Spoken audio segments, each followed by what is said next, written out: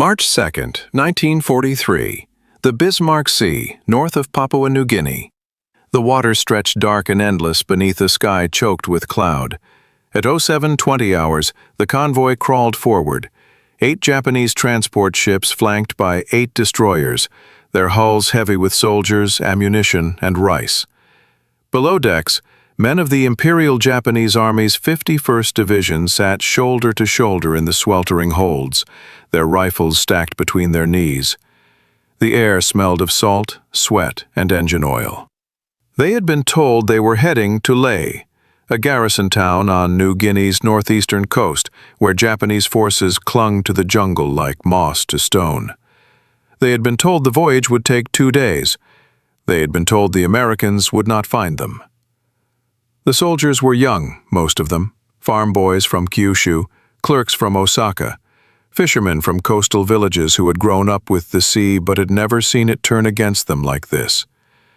They wore green fatigues stained with the red dust of Rabaul, their faces gaunt from months of malaria and short rations.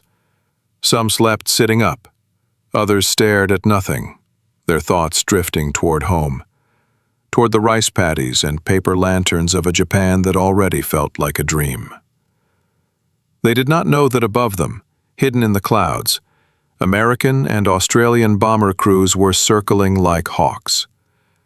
They did not know that the ocean itself would soon become their enemy. One soldier, a corporal named Takeshi Yamada, clutched a letter from his mother in his breast pocket. It was 3 months old, the ink faded, the paper soft from being folded and unfolded 100 times. She had written about the cherry blossoms in their village, about his younger sister's wedding, about the shrine where she prayed for his safe return. He had not written back. There had been no time, no paper, no certainty that a letter would ever reach her. He looked out through a porthole at the gray water and wondered if he would see cherry blossoms again. By 0800 hours, the clouds began to break. The Battle of the Bismarck Sea was not an accident. It was the culmination of months of American frustration, Japanese overextension, and a new kind of warfare that turned the sky into a weapon and the sea into a grave. To understand what happened on that March morning, one must first understand what had led both sides to this point. A collision of empires in a forgotten corner of the Pacific, where the jungle swallowed men whole, and the only thing more dangerous than the enemy was the land itself. By early 1943, Japan's conquest of the Pacific had stalled. The lightning campaigns of 1941 and 1942, the fall of Singapore, the capture of the Philippines, the thrust toward Australia had given way to a grinding war of attrition. American forces, bloodied but not broken, had stopped the Japanese advance at Guadalcanal, at Midway, at Milne Bay. The tide was beginning to turn, slowly, imperceptibly, like the shift of a great wheel.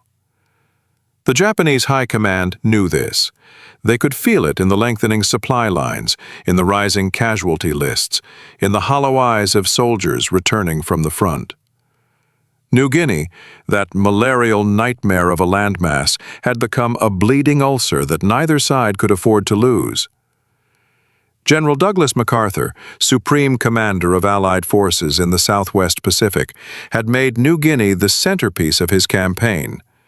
His strategy was simple, brutal, and effective.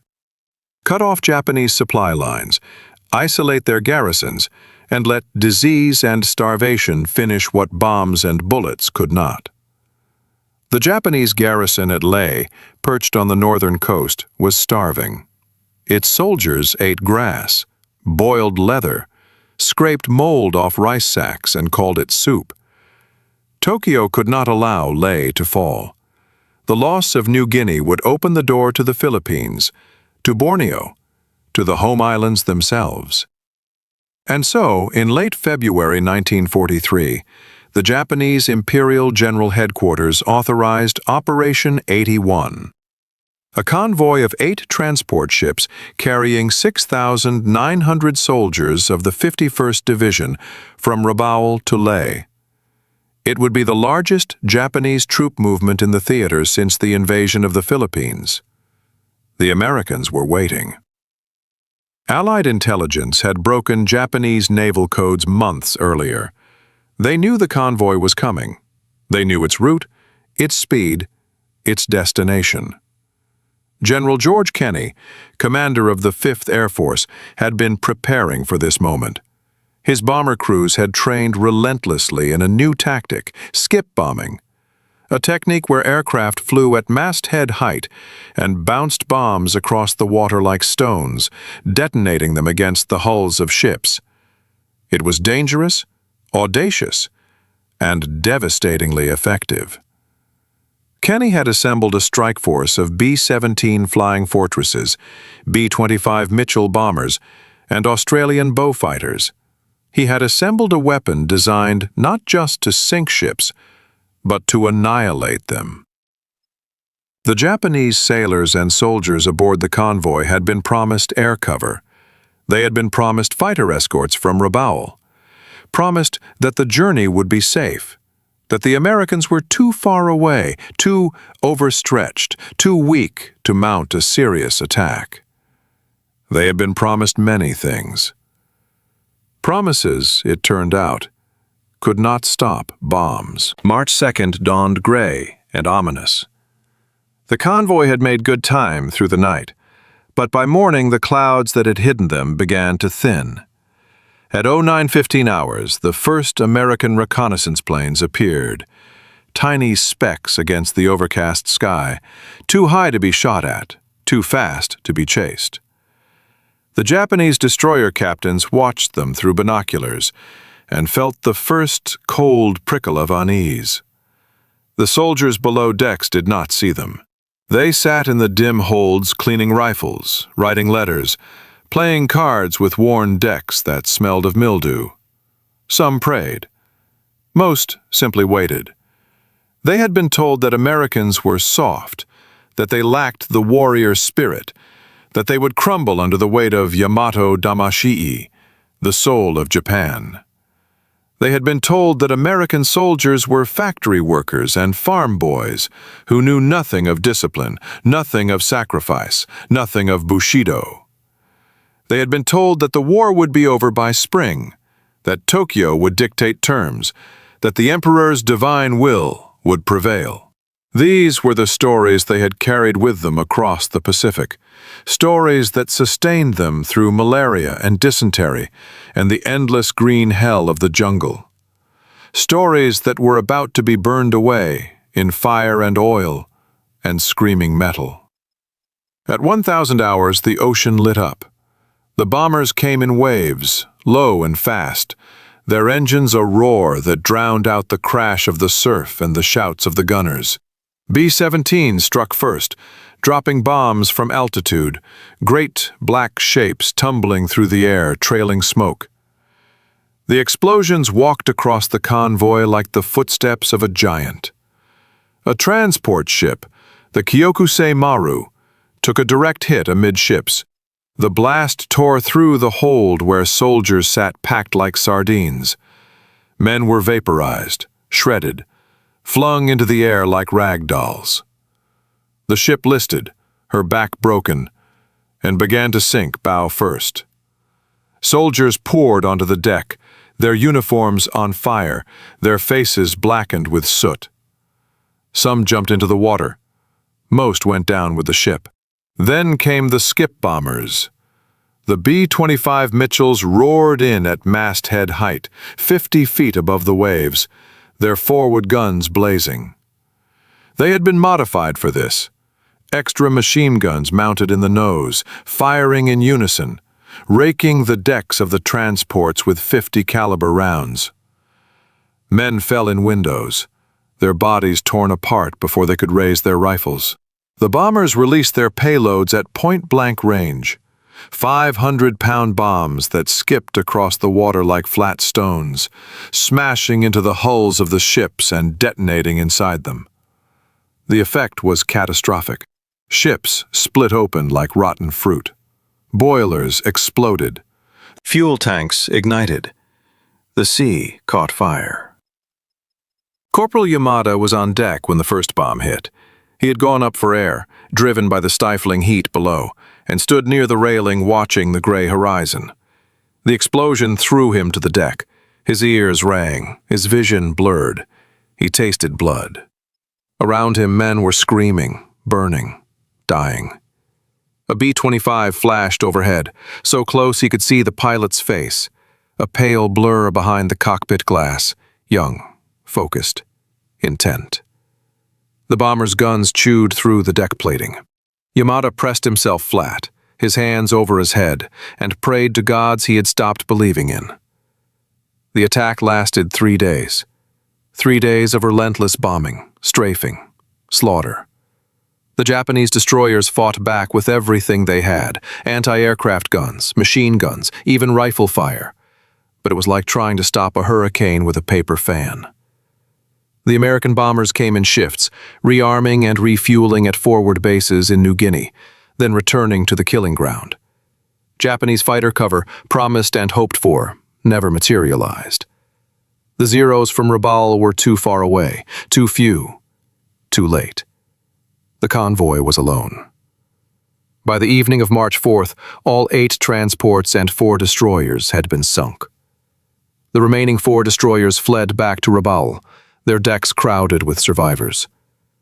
Of the 6,900 soldiers who had set sail from Rabaul, fewer than 1,200 reached Leh. More than 3,000 drowned in the Bismarck Sea. The rest were machine-gunned in the water by American and Australian fighters, their bodies left to float among the oil slicks and burning wreckage. The survivors would carry the memory of those 3 days for the rest of their lives. Those who made it to Leh, delirious and half-drowned, spoke in whispers of the ocean turning to fire, of ships that exploded from within, of the sky filled with American planes that came in waves like locusts. They spoke of comrades who had jumped into the water and burned alive when the oil slicks ignited, of men who clung to wreckage only to be shot from above, of the terrible sound of bombs skipping across the waves, a sound like giant footsteps, methodical and pitiless. Corporal Yamada survived. He clung to a piece of decking for 14 hours before a destroyer picked him up. His hands were blistered, his uniform charred, his mother's letter lost somewhere in the dark water. He would later write that he no longer believed in the stories they had been told. He no longer believed in invincibility, in divine wind, in the soft weakness of the American enemy. He had seen their planes, their bombs, their terrible efficiency. He had seen what they could do when they chose to unleash it. The Americans, he realized, were not soft. They were something else entirely, something vast, something industrial, something that could turn the ocean itself into a weapon. This was the realization that spread through the Japanese ranks like a fever. The Battle of the Bismarck Sea was not just a military defeat. It was a psychological one. For the first time, Japanese soldiers understood that they were not fighting an army of individuals. They were fighting a system, an economy, an ideology, a way of life that could produce planes and bombs and bullets faster than Japan could produce soldiers to die beneath them.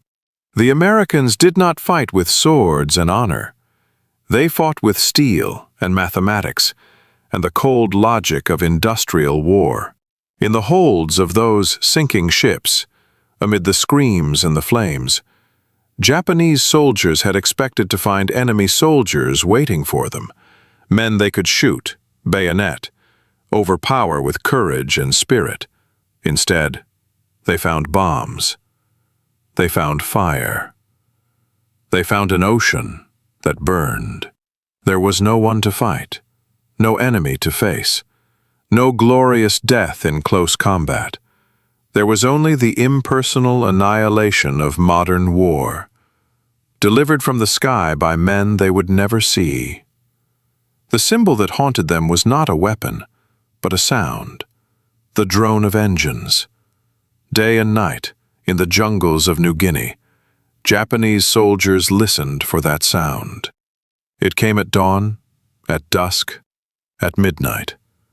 It came from the clouds, from the mountains, from the empty sky.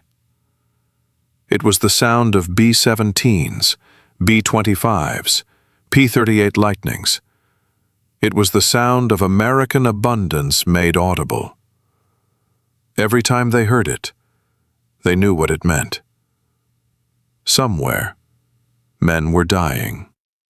Somewhere, supplies were burning.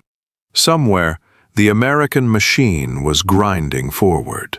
Japanese pilots, interrogated after the war, spoke of the terror of facing American formations.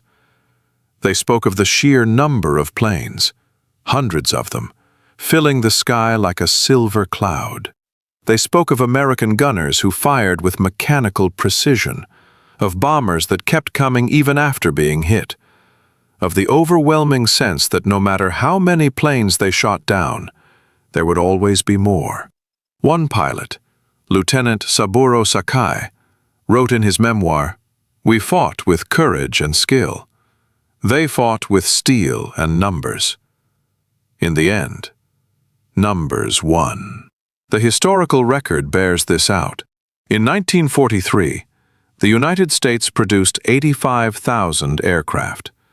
Japan produced 16,000. By 1944, the disparity had grown even wider.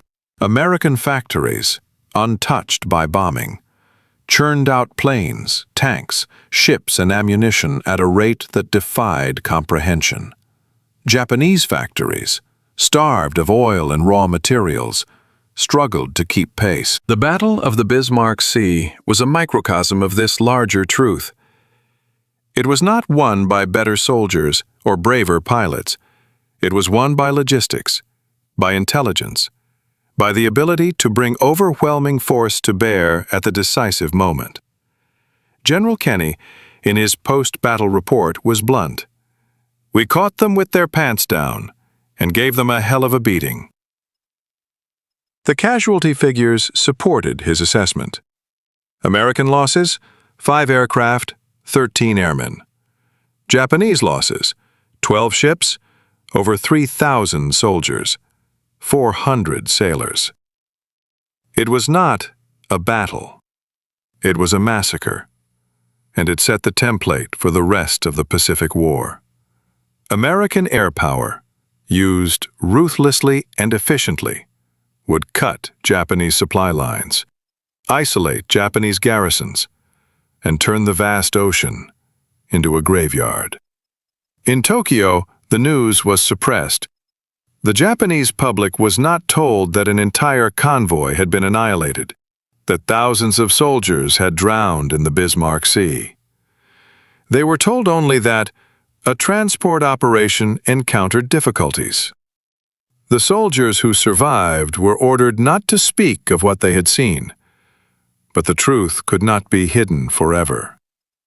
Letters home, whispered rumors, the hollow eyes of veterans, all carried the same message. The war was not going as planned. The Americans were not soft.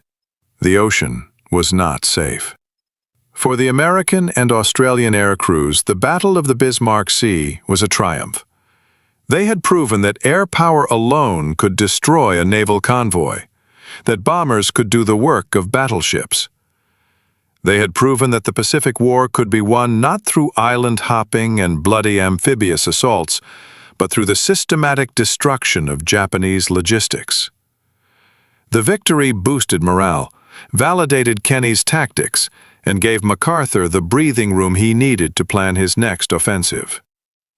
But there was a cost, a moral weight that some of the air crews carried with them long after the war ended. Strafing lifeboats and survivors in the water violated the unwritten rules of warfare, the codes of honor that soldiers cling to even in the midst of slaughter. Some pilots justified it as military necessity. Those soldiers, if rescued, would fight again.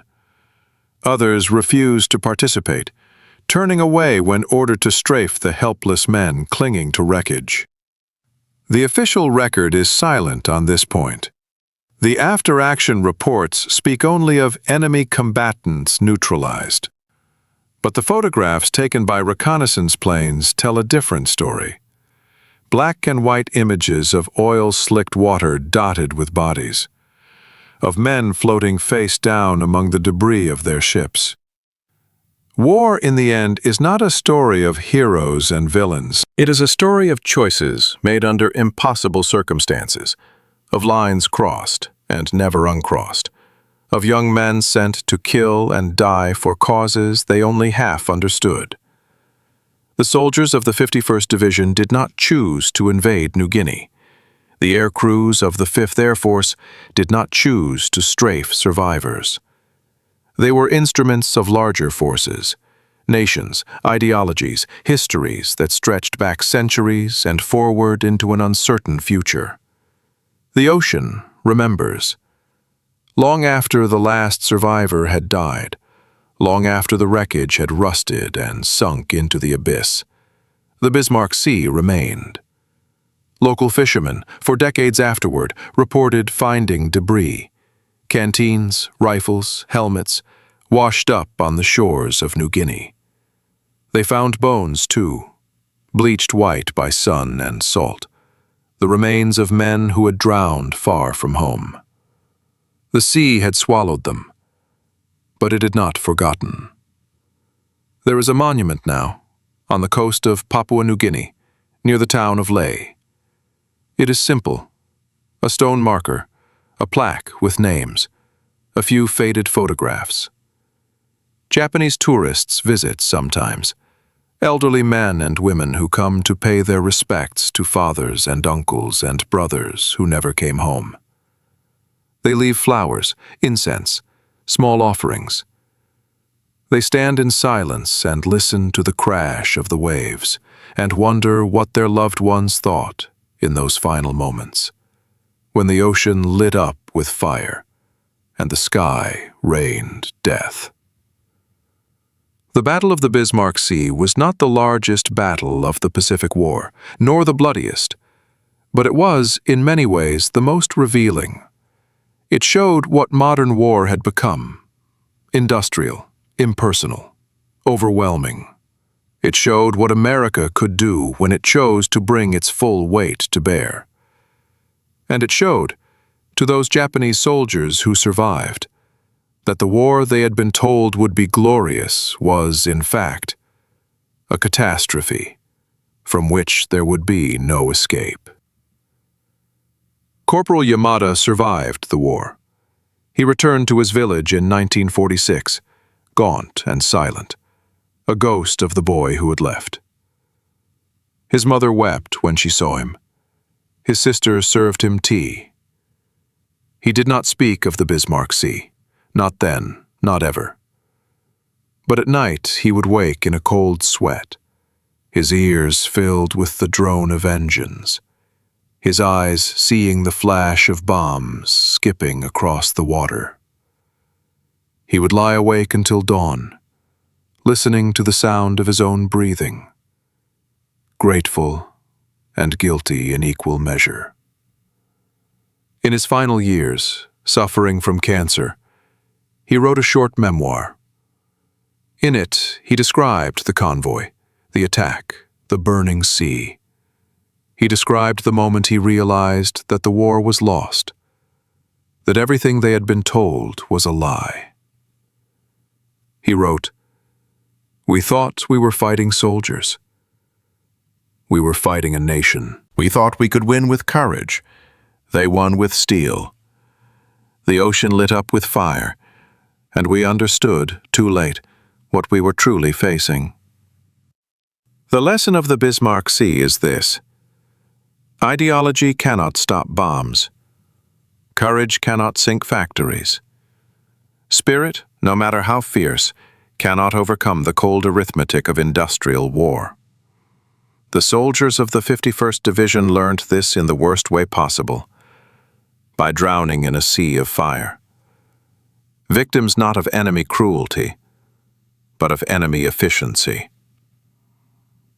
They had been taught that the American way of life, its materialism, its democracy, its softness, was a weakness. They discovered in those 3 days of March 1943 that it was a strength beyond their comprehension. The ocean burned, the sky roared.